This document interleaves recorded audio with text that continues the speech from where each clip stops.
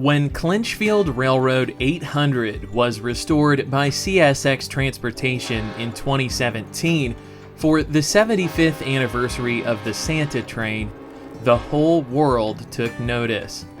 Indeed, 800 isn't your typical F unit, nor is this episode of Delay in Block your typical railfan production.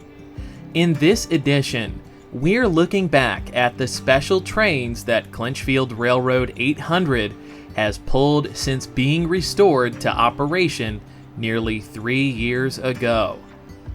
An F3 locomotive built in 1948 by the Electromotive Division of General Motors, 800 originally served the Carolina, Clinchfield, and Ohio Railroad, hauling coal trains through the heart of Appalachia.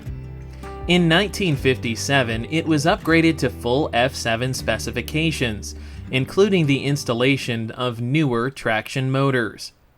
Later in its career, the 800 was assigned to business train service for the Family Lines system and later the Seaboard system, both predecessors of CSX. Working for the Seaboard system and later CSX, the locomotive wore number 116 until it was retired in the early 1990s. After retiring the classic F unit, 800 was donated to the Chesapeake and Ohio Historical Society, where it was painted into the C&O's passenger paint scheme and assigned number 8016. In the late 90s, the locomotive operated on the Potomac Eagle Scenic Railroad in West Virginia. Eventually, the F unit was stored at the North Carolina Transportation Museum between 2014 and 2017, appearing in several rail-themed events like Streamliners at Spencer and the Texas Returns 100 Years of Steam. After being purchased by a private individual who is directly involved with the Southern Appalachia Railroad Museum of Oak Ridge, Tennessee, Clinchfield 800 was destined for greatness once again. In November of 2017, the 800 rolled out of CSX Huntington Locomotive Paint Shop, newly restored to its as-delivered gray and yellow paint scheme, for the most important assignment of its career, pulling the Santa train. CSX railroaders researched old drawings and talked to retired Clinchfield employees to ensure that the exterior and interior were restored to the original specifications used when the locomotive first rolled off the line in LaGrange, Illinois. No longer would the locomotive be displayed as a static relic from railroading's past, but a living, breathing iron ambassador of CSX.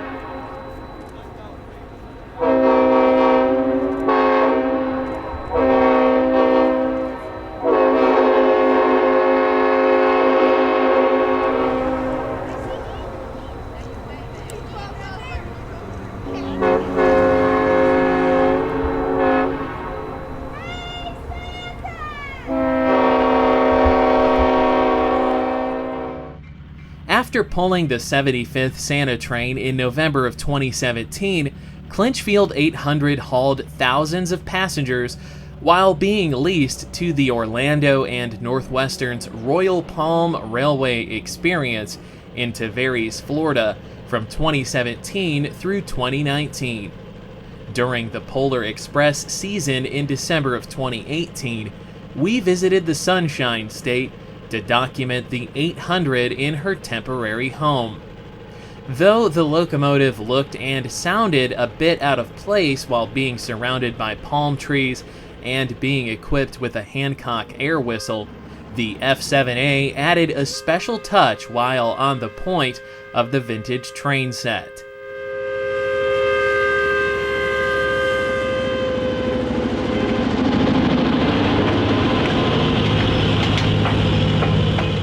While on duty in Florida, the 800 pulled several special freight moves over the Florida Central-owned trackage. Christian Johnson of CF Rail Fanning captured this great footage of the 800 and former Louisville and Nashville Jeep 30, number 1030, hauling a steel train in September of 2018 from North Orlando to Eustis. The steel would be used to expand the Orlando International Airport. On July 6, 2019, the 800 made its final trip over the Florida Central from the Orlando and Northwestern Railway, bound for interchange with CSX at Taft Yard in Orlando. CF Rail Fanning was there yet again to capture the moment, recording this footage of the 800 leading its first sizable freight train since the early 1990s. Once at Taft, the iconic locomotive would be picked up by CSX for its next assignment.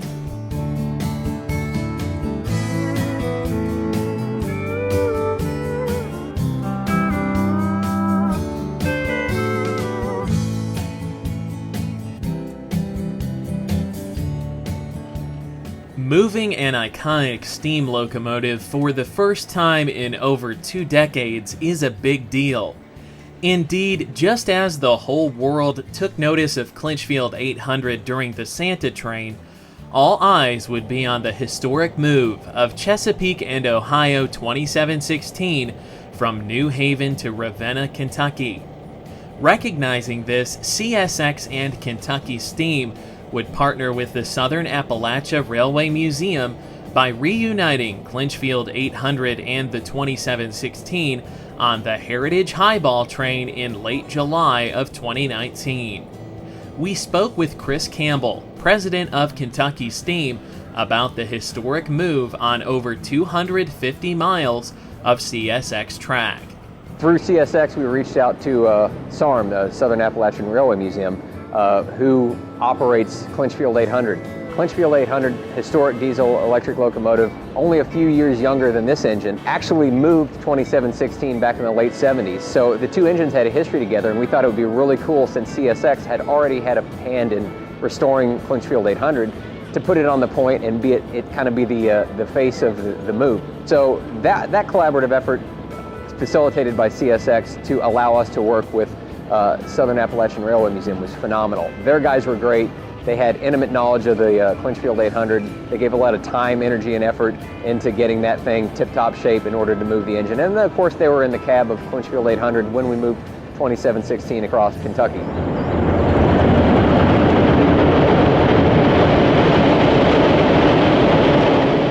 Well, moving the engine was rolled up into an event we called the Heritage Highball. 3-day event from moving the engine from point A to point B. We moved it from New Haven, Kentucky to Ravenna, where we are right now. 3 days of events. We had so much that went on with this entire thing, but it started out at the Kentucky Railway Museum, where we ran an excursion to benefit both ourselves and KRM. Sold very, very well. We made a lot of money for both organizations. It was great. People trackside, people were on both sides of the tracks for miles. Everywhere you went, there was overpasses, there was people there watching. It was really cool to see the communities that we passed through just really support and be interested in what we're doing.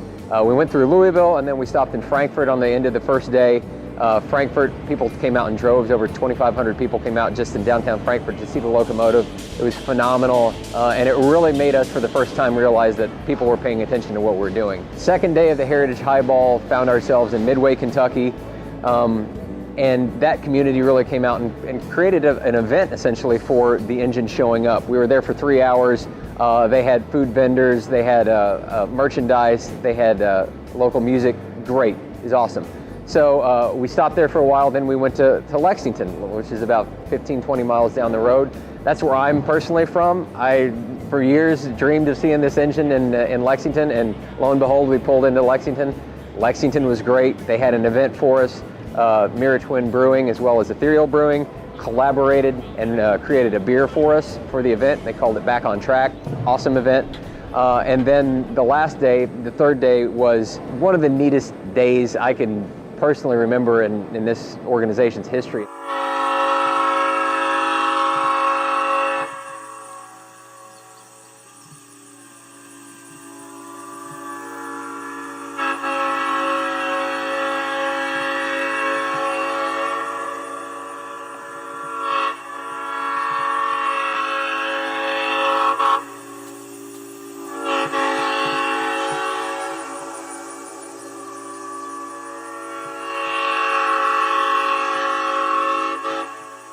One of the neatest days I can personally remember in this organization's history, and that's just when we brought this engine into Ravenna. The folks of Estill County came out in droves. There wasn't a dry eye on the locomotive or the entire consist. It felt real, and it felt like we were doing something more than was just trains. Obviously, we have a lot of interest in this locomotive, and the mission behind our organization is to do good things with trains. But coming into Ravenna, just something else. So many people came. Sonora May christened the locomotive. Her husband Tyler Childers came out, one of my favorite artists. So personally, for a lot of people here, that was pretty neat to see the Sonora and Tyler come out. The entire community came out, and then we brought this engine over here and put it in the shop 2 days later, and that was just a real amazing summary of 3 years of hard work to get to where we are right now. And this is just the beginning. I mean, we have gotten ourselves into a position to start the real mission of this organization. That's to lift up the community, get this engine running, and benefit Eastern Kentucky and Appalachia in general.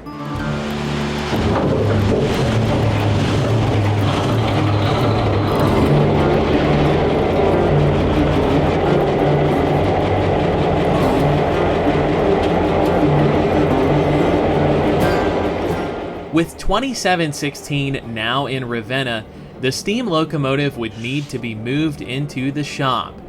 Over recently laid track, 800 would need to perform a series of switching maneuvers in order to get 2716 inside the building.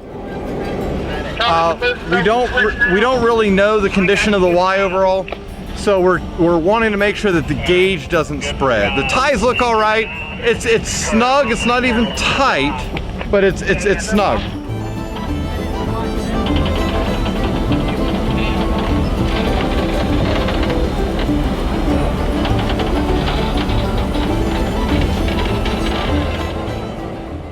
Working late into the night, the volunteers of Kentucky Steam would carefully guide the 2716 and the 800 around the Y at the east end of the yard.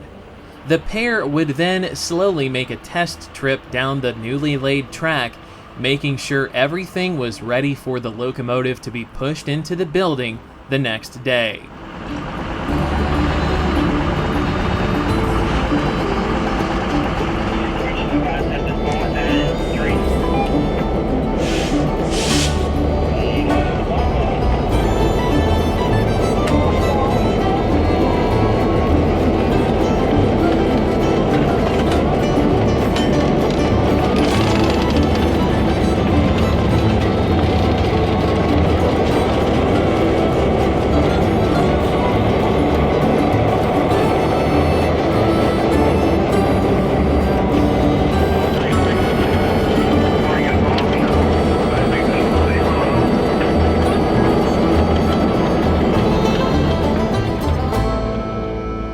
Well, last night I discovered that the reports I had of the doors were slightly less than accurate.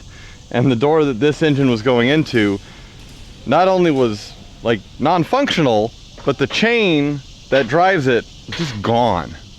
So at the point where we discovered that, we said to hell with it, and we took a chain off of one of the other doors, put it on this one, and just said, well, it's safer to do in the morning, which it is, because everybody's rested, it's not dark, it's just a better way to go. So here we are this morning. At the throttle of Clinchfield 800 was Charlie Poling, the museum director of SARM. Poling would do the honors of spotting the locomotive inside the shop facility.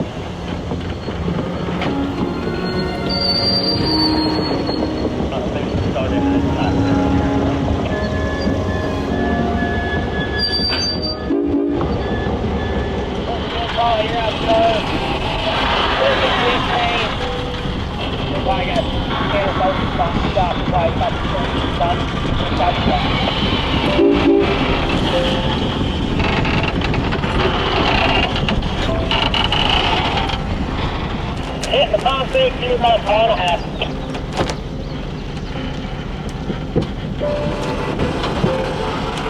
Class 1-800.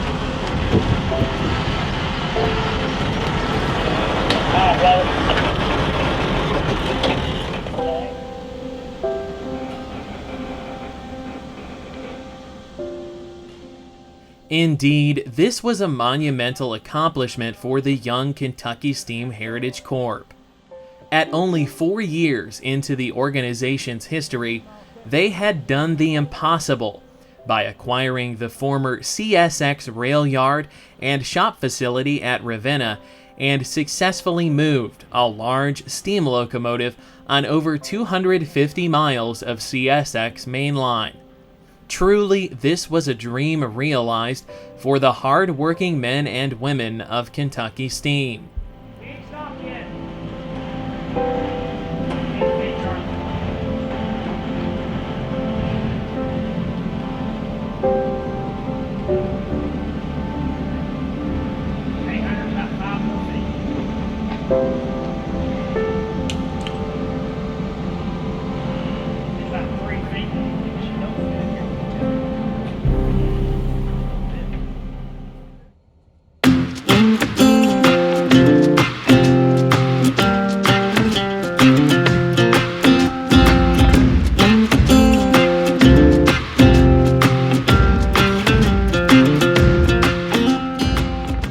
On August 25, 2019, the 800 would pull the second leg of yet another special freight move.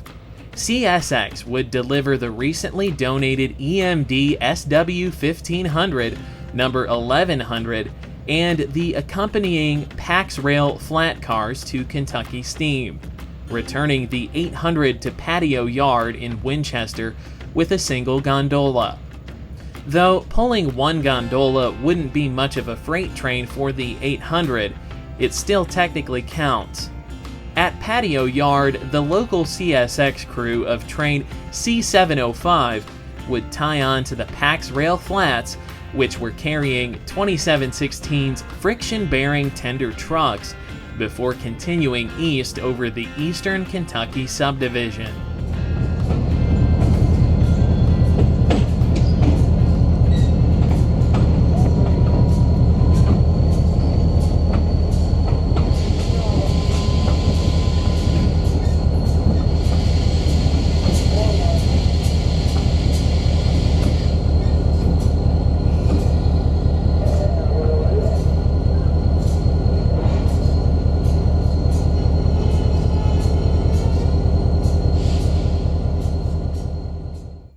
Freight trains are extremely rare on this line, with the last revenue freight run taking place in 2016. Built solely for the purpose of hauling coal in the early 19-teens, the EK Sub has seen a tremendous downturn in freight rail traffic, with the only movements over the line during the last 4 years being storage trains for excess or soon-to-be scrapped rail cars. The distance from Patio Yard to Ravenna Rail Yard in Estill County is just over 25 miles.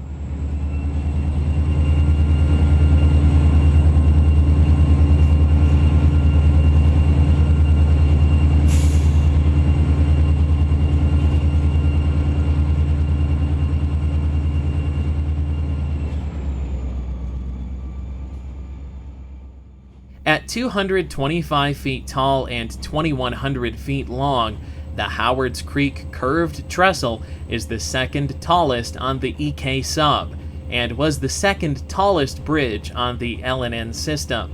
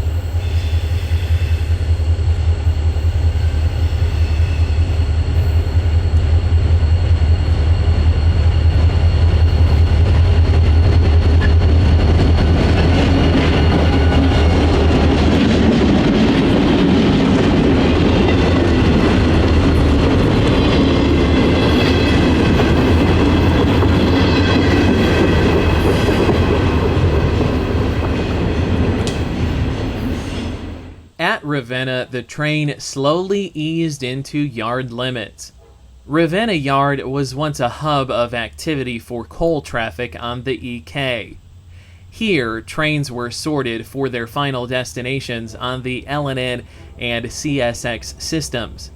Today, the yard is only 4 tracks and is used primarily for car storage. In the summer of 2018, Kentucky Steam acquired a large portion of the yard and the car shops from CSX and is working to develop the property as an Eastern Kentucky rail-themed attraction called the Kentucky Rail Heritage Center. SW 1500 number 1100, formerly Louisville and Nashville Railroad number 5000, will aid the organization in switching historic rail equipment around the property. The locomotive was donated by CSX in July of 2019. In operating condition, the 1100 will be a huge asset to the growing Kentucky Steam Heritage Corporation as they continue to develop the Heritage Center.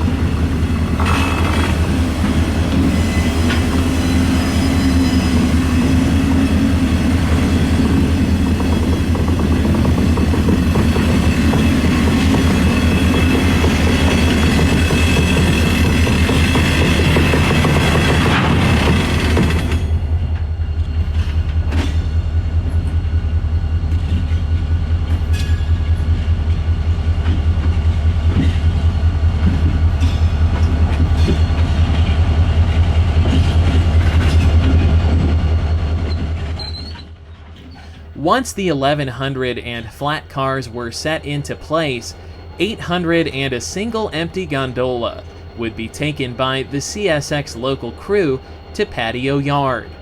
The gondola was used to transport railroad ties to Kentucky Steam, which were donated by CSX earlier that spring.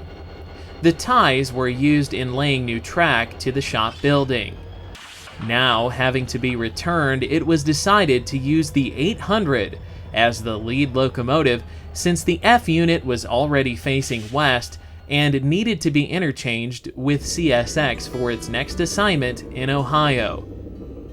For many people, seeing the 800 in Ravenna was an awe-inspiring experience. Because of the downturn in the coal industry, nothing exciting had happened on the EK sub in decades. Truly, this was an unprecedented move. An F unit leading a freight train on CSX in 2019.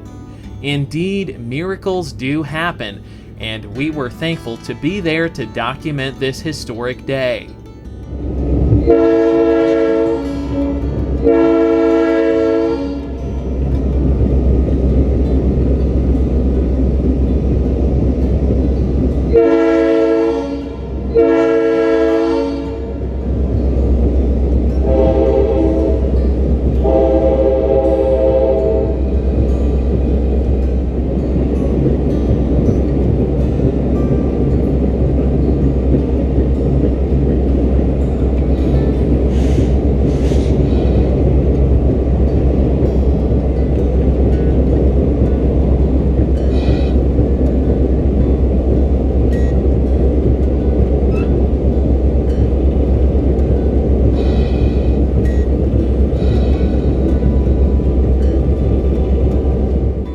We captured this footage from atop the Irvin footbridge west of the yard. Back in the 1990s, when coal was still being transported in large quantities in and out of Ravenna, local rail fan Elmer Beckler recorded this rare video from the same location in 1993. Note the additional tracks present that were removed in 2001.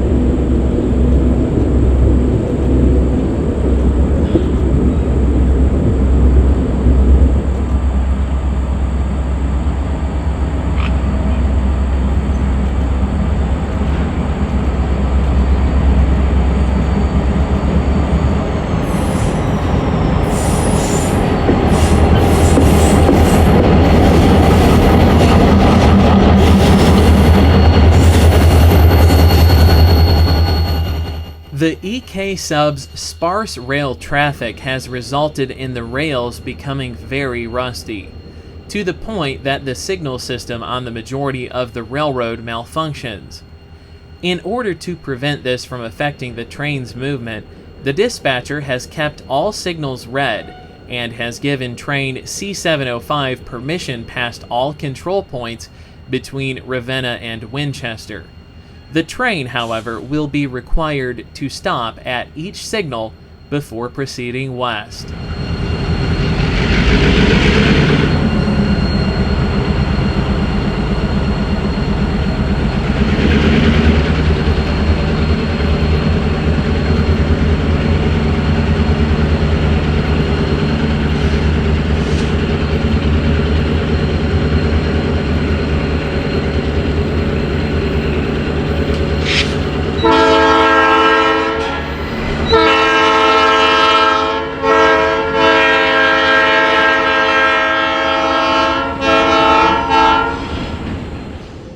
With the C705 bound for Patio Yard, we jumped ahead to Mina Station, where the Red River Trestle spans 2,200 feet long, 233 feet high above the valley below.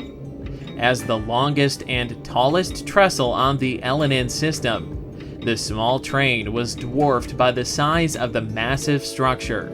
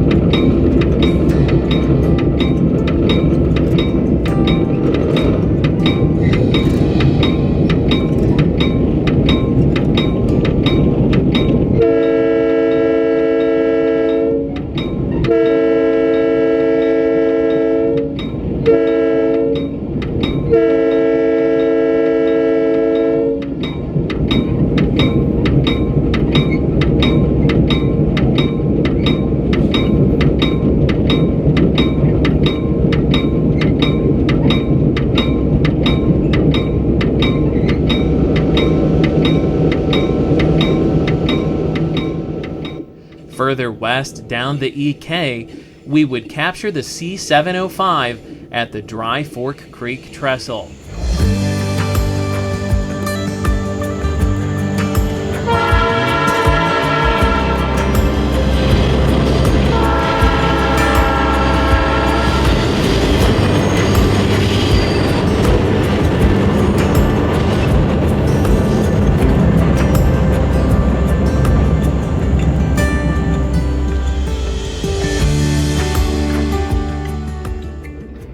With the sun slowly setting on the horizon, 800 would tie down at Winchester around 7 p.m., bringing the train safely back to Patio Yard with ease. Though the locomotive is over 7 decades old, the 800 continues to prove her value as a reliable locomotive of the past. After her stint in Kentucky, the locomotive would spend time in the Buckeye State on the Ohio Rail Experience, pulling excursion trains over the former Detroit, Toledo, and Ironton Main Line. Thank you for watching Delay in Block Productions. If you enjoyed this in-depth look at Clinchfield 800's special trains, please subscribe to our YouTube channel for more great railroad media just like this. Until next time, happy railroading from all of us at Delay in Block Productions.